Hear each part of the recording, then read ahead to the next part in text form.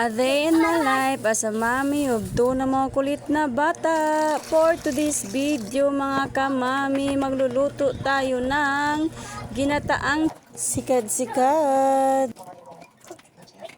Oh, kinimas kamasin ko lang sama sa pagkamot-kamot sa imuhang dughan. Aw, walang ganon. Ayan, nilagay ko na yung mga sikad-sikad sa gata ng nyog. Yang sikad-sikad, galing po yan doon sa tatay ko. Kinuha niya galing sa dagat. Pinadala lang yan doon sa auntie ko na nagtitinda doon sa supermarket dito sa Cotabato City. Then pagkatapos kong nilagay dyan, hintay ko lang na magkulo para lalagyan ng mga ingredients gaya ng namnam, asin at paminta para sarap naman yung sabaw niya. At pagkatapos ko nilagyan ng namnam, asin at paminta dyan mga kamami, nilagyan ko rin talaga yan siya ng sibuyas. Hindi ko lang talaga na-videohan kanina.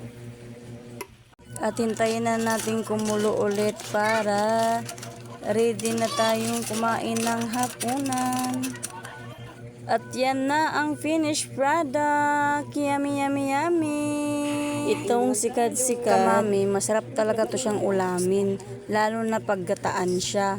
Kaso lang, ang hirap lang itong kainin kasi kailangan mo pang gumamit ng alpiler para matanggal siya sa loob ng shell.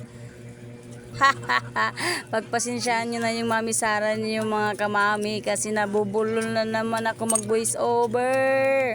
Ang hirap kasi mag voice over mga kamami, oy. Pero laban lang.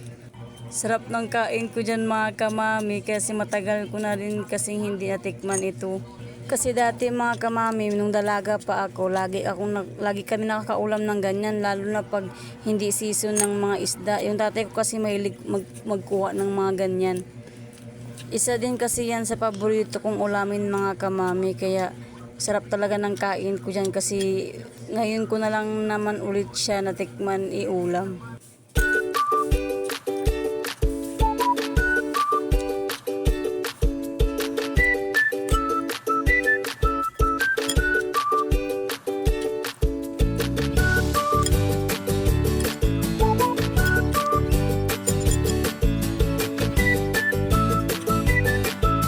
O siya mga kamami, hanggang dyan na lang. Thank you for watching. Please follow, like, and share my video. Bye-bye!